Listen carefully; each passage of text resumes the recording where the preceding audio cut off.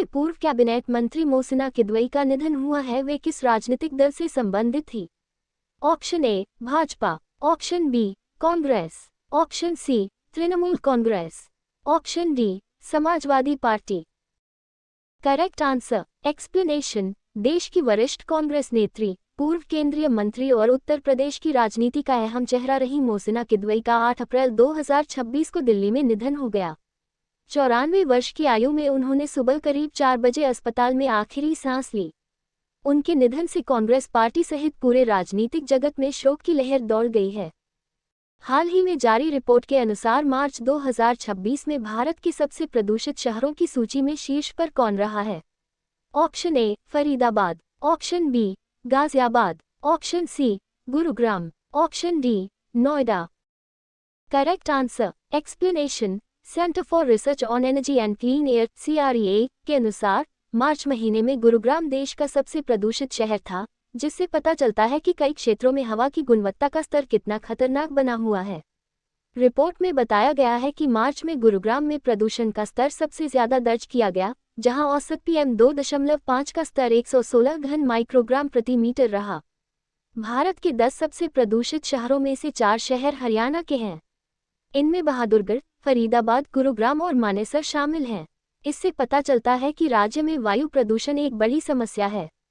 Top 10 की सूची में शामिल अन्य शहर सिंगरौली, मंडीदीप, गाजियाबाद, भिवाड़ी, नोएडा और नंदेसरी थे, जो मध्य प्रदेश, उत्तर प्रदेश, राजस्थान और गुजरात जैसे अलग अलग राज्यों से हैं। निम्नलिखित में से किस राज्य में भारत की पहली चालक रहित पॉड टैक्सी परियोजना का शिलान्यास किया गया है? Option A Delhi, option B Karnataka, option C Andhra Pradesh, option D Maharashtra. Correct answer explanation. Maharashtra के मुख्यमंत्री देवेंद्र फडणवीस ने 7 अप्रैल 2026 को भारत की पहली चालक रहित पॉड टैक्सी परियोजना का शिलान्यास किया। यह एक स्वचालित तीव्र पारगमन प्रणाली है, जिसे मुंबई में कुर्ला और बीकेसी के बीच विकसित किया जा रहा है, ताकि दैनिक यात्रियों को अंतिम छोर तक पहुंच मिल सके। पहले चरण में पॉड टैक्सी सेवा कुर्ला और बांद्रा ईस्ट के बीच शुरू होगी। इस क्षेत्र में ये टैक्सियां 3.36 किलोमीटर लंबे रूट पर चलेंगी। इस कॉरिडोर पर कुल 08 स्टेशन होंगे। निर्धारित स्टॉप में बांद्रा ईस्ट, कलानगढ़, पुरानी MMRDA बिल्डिंग, आबकारी विभाग, Bharat diamond bourse gate 11, MMRDA pay and park सुविधा, LBS मार्ग एवं कुर्ला शामिल हैं। बांद्रा कुर्ला कॉम्प्लेक्स आने जाने वाले कर्मचारियों को इस सेवा से काफी लाभ होने की उम्मीद है। पॉड टैक्सी के रूट को बढ़ाकर साल 2031 तक कुल 8.85 किलोमीटर करने की योजना है। RBI ने एक नई GDP श्रृंखला के तहत वित्त वर्ष 2026 के लिए भारत की वास्तविक GDP वृद्धि कितने प्रतिशत रहने का अनुमान लगाया है? Option A 7.0%, option B 7.2%, option C 7.4%, option D 7.6%। Correct answer explanation. Bharatiya reserve bank RBI ने हाल ही में एक नई GDP श्रृंखला के तहत वित्त वर्ष 2026 के लिए भारत की वास्तविक GDP वृद्धि 7.6% रहने का अनुमान लगाया है, जिसका कारण मजबूत घरेलू मांग, सेवाओं की गतिविधि और विनिर्माण विस्तार से प्रेरित लचीलापन है। वित्त वर्ष 2027 के लिए केंद्रीय बैंक ने वृद्धि 6.9% रहने का अनुमान लगाया है, जो बढ़ती वैश्विक अनिश्चितताओं और लागत दबावों के बीच संभावित मंदी का संकेत है। मौद्रिक नीति समिति MPC की बैठक के बाद इसकी घोषणा की गई है। भारत की पलक गुलिया और मुकेश नीलावली ने हाल ही में किस खेल स्पर्धा में स्वर्ण पदक जीता है? Option A 10 metre air pistol, option B 50 metre air rifle, option C trap shooting, option D इनमें से कोई नहीं। Correct answer explanation. Palak Gulia और मुकेश नीलावली ने ISSF विश्व कप में 10 मीटर एयर पिस्टल मिश्रित टीम स्पर्धा में स्वर्ण पदक जीता।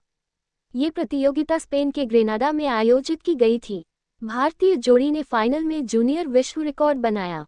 उन्होंने कुल 487.7 अंक हासिल किए, जो पिछले रिकॉर्ड 481.3 अंकों से अधिक है। पिछला रिकॉर्ड एशियाई शूटिंग चैंपियनशिप में बना था। ये रिकॉर्ड उज्बेकिस्तान के निशानेबाजों के नाम था। पलक ने कुल स्कोर में 243.0 अंक का योगदान दिया, जबकि मुकेश ने उनसे थोड़ा अधिक 244.7 अंक प्राप्त किए। विश्व कप स्तर पर यह मुकेश का पहला पदक था। साथ ही वरिष्ठ अंतर्राष्ट्रीय स्तर पर यह उनका पदार्पण भी था। इस जोड़ी ने क्वालिफाइंग राउंड में दूसरा स्थान हासिल किया था। उस राउंड में उन्होंने 17 इन 10 सहित 581 अंक बनाए थे। उनके प्रदर्शन ने उन्हें पदक मुकाबले में जगह दिलाई।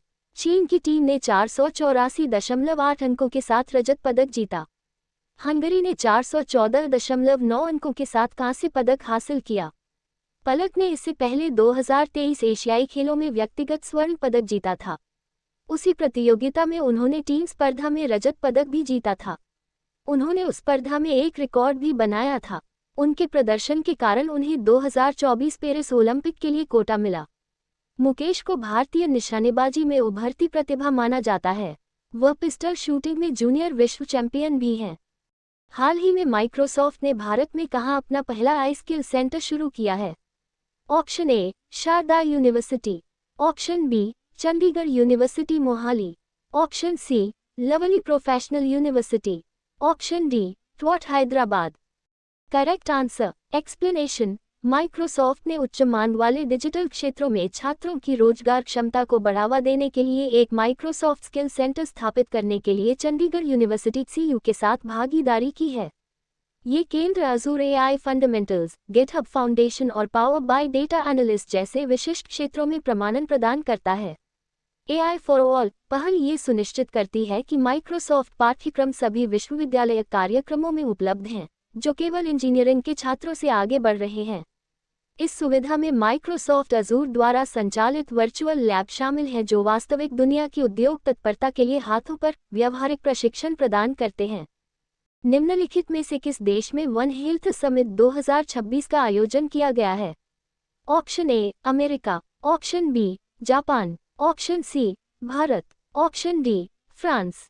Correct answer explanation. One health summit 7 अप्रैल 2026 को विश्व स्वास्थ्य दिवस के अवसर पर लियोन, फ्रांस में आयोजित किया गया। ये G7 की फ्रांसीसी अध्यक्षता के अंतर्गत हुआ। इसमें मानव, पशु, पादप और पारिस्थितिकी तंत्र के स्वास्थ्य को जोड़ने वाले वन हेल्थ दृष्टिकोण को प्रमुखता दी गई। शिखर सम्मेलन में FAO, UNEP, WHO और WHO की चतुर्भुजीय साझेदारी को प्रदर्शित किया गया तथा वैश्विक स्वास्थ्य निगरानी और सहयोग को सुदृढ़ करने पर बल दिया गया। हाल ही में भूमि संसाधन विभाग के सचिव का पदभार किसने संभाला है। Option A Narendra Bhushan, option B Sanjeev Kumar, option C Amit Agarwal, option D Ajay Seth. Correct answer explanation. 1992 batch के उत्तर प्रदेश कैडर के IAS अधिकारी श्री नरेंद्र भूषण ने अप्रैल 2026 को भारत सरकार के ग्रामीण विकास मंत्रालय के अधीन भूमि संसाधन विभाग के सचिव के रूप में कार्यभार संभाला है। उन्होंने इस महत्वपूर्ण पद पर 3 दशकों से अधिक के प्रशासनिक अनुभव के साथ कमान संभाली है। हाल ही में world para archery series final में पायल नाग ने कौन सा पदक जीता है। ऑप्शन ए स्वर्ण, ऑप्शन बी रजत, ऑप्शन सी कांस्य, ऑप्शन डी इनमें से कोई नहीं। Correct answer explanation. ओडिशा की 18 वर्षीय पायल नाग ने एक अंतर्राष्ट्रीय तीरंदाजी प्रतियोगिता में स्वर्ण पदक जीतकर इतिहास रच दिया है। उनकी इस उपलब्धि ने दुनिया भर के लोगों को हैरान और प्रेरित किया है, क्योंकि वह पैरा तीरंदाजी में इतनी बड़ी उपलब्धि हासिल करने वाली पहली क्वाड्रपल एम्प्यूटी, 4 अंक गंवा चुकी खिलाड़ी बन गई हैं। निम्नलिखित में से किस बैंक ने हाल ही में बहुभाषी AI प्लेटफॉर्म बॉब संवाद शुरू किया है। Option A Bharatiya state bank, option B Punjab national bank, option C bank of Baroda, option D HDFC bank. Correct answer explanation. Bank of Baroda ने अपने ग्राहकों के अनुभव को और बेहतर बनाने हेतु एक नया डिजिटल पहल शुरू किया है।